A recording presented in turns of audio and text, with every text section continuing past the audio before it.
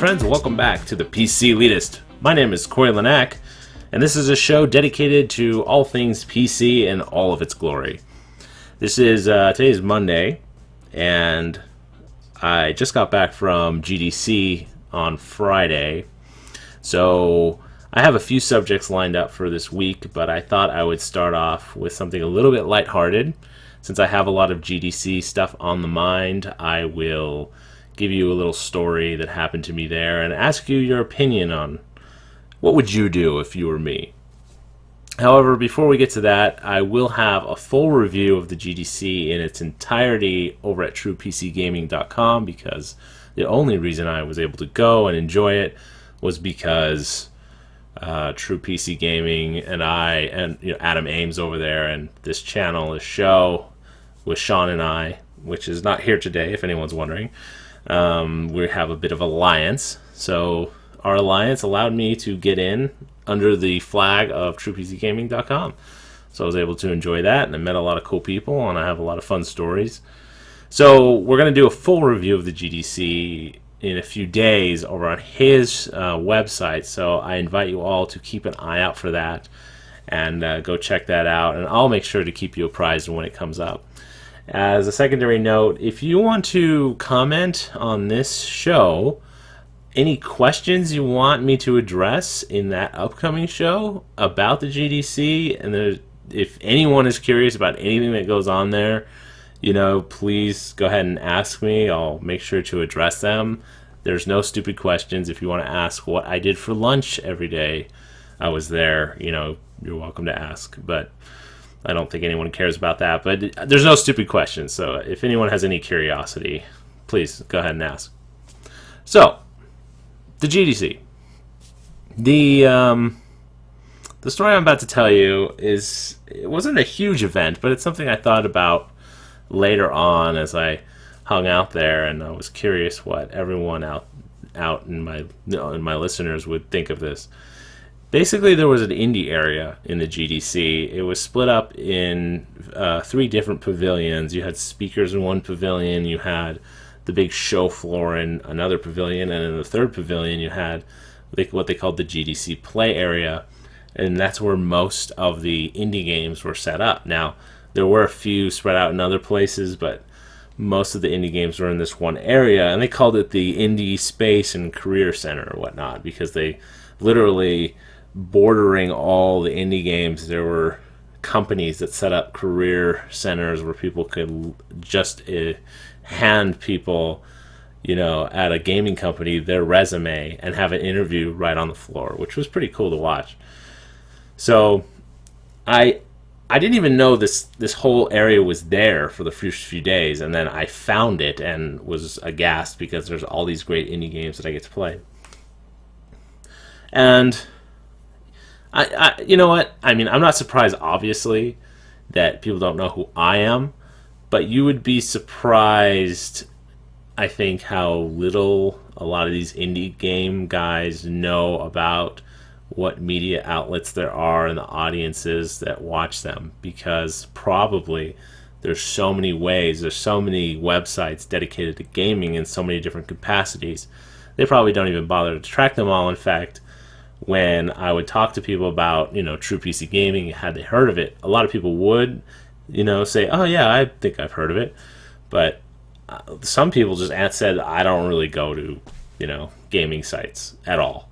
It's just not interesting. And they're making a video game, which is funny. But anyway, so I'm making my rounds, right, through all the different booths and playing games, and there's a lot of great games, which we'll go into detail later. But I came across this one particular game that stood out to me. And not because it was so good. There are other games that stood out because they're so good. But for the completely opposite reason, that the game was so bad. And I'm not going to mention what the name of the game is. I'm not going to put down a game that the creator isn't here to defend it. So I'm not going to particularly say what game it was, even though I'm sure there's people out there who want to know what game I thought was just the worst thing in the room. But I just don't think that would be fair, especially considering a lot of these games were like the first playable build they have. However, the reason I say it's the worst game there is because my years of experience, even though my career in gaming is not something to brag about really, and I love having the listeners that we have, but it's not like I walk into a room and a lot of people know who I am, right? However, I've been doing this a long time, and I feel like I have a very measured understanding of what is proper gameplay mechanics and what is not proper gameplay mechanics. And it's, even if it's not especially a game that appeals to me, I have that compartmentalization going on in my head that, okay, this is a cool idea.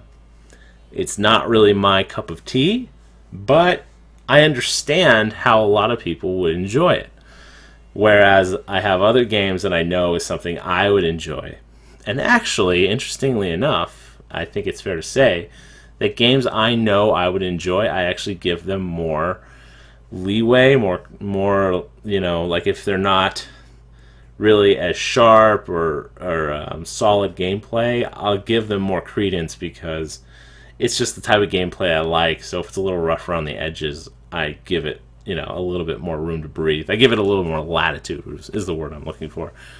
So I'm actually a little bit more critical on games that I don't enjoy because I guess it would have to really fit into this very solid gameplay space for me to even attempt to play it.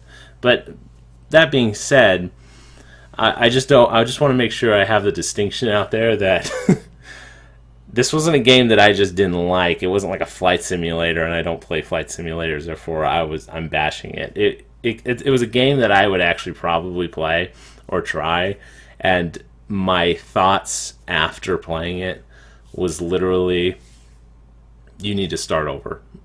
You need to just throw away everything you have and just start again.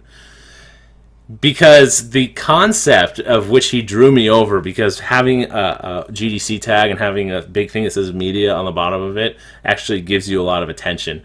I had people follow me and tap me on the shoulder and go, "Hey man, can I talk to you?" Because they just saw the media sign and they want me to come take a look at their game, which is a fascinating experience that we'll go into with Adam Ames over at his website. But so he was excited for me to play his game. Now, most other guys who I like the game a lot, I felt more free to give some sort of constructive criticism because I felt like, okay, all this stuff me and you agree is good. Now there's these other top layers that need to be refined, and we have discussions about these. However, when I'm standing in front of a guy who's obviously proud of his product and trying to get people to play it, and there is no top layer, there's no refinement, there's no top layer, I couldn't think in that time, at the moment, how to say this is all bad. I think there are some very few concepts that work here, and I think your overall premise might work in a totally different way if you reimagine what you're putting out here. But what is here is not good, and I didn't have I didn't have the will to tell the guy. I didn't want to get into that discussion, but I thought, should I have? I kept thinking. I kept coming back to it. Like I said, when it happened, it was kind of a non-event. I sat down, I played it. I thought, wow, okay, that's not a very good game at all. And I got up and I thanked the guy for letting me play. And then I kept moving. And it was something that later in the day, when I got back to my room, that I thought about over and over again. Should I have said something? Because I don't think I'm that bad at making, at coming up with constructive criticism. I think I could have actually helped the guy, but I didn't. Maybe I kind of regret it a little bit, but that it is what it is. That's what happened. So I'm curious what you guys think. Should I have said something? Should I not have said something? This is just kind of fulfill curiosity of mine. do you think, had you been standing there, you would have said something? Because I know we all kind of joke around with each other, and we really, when we're just talking to each other, we'll really bash a game. We'll say that game was just horrible and stupid. But when you're literally standing there, especially in front of an indie guy who is just trying to get something off the ground and wants to know what you think, it's not easy to come out without him prompting you to tell him really what you think. I've had people ask me, like, forward me their channel or their show and ask me what I think of their show, and I've responded and said, hey, I think this is good about your show, I think this is not good, but they're asking my opinion. He wasn't asking my opinion. He just let me play the game and then gave me some swag with the game, and that was it. And I kind of am unsure of what I should have done. So that's how I'm going to start out the Monday, is with this question.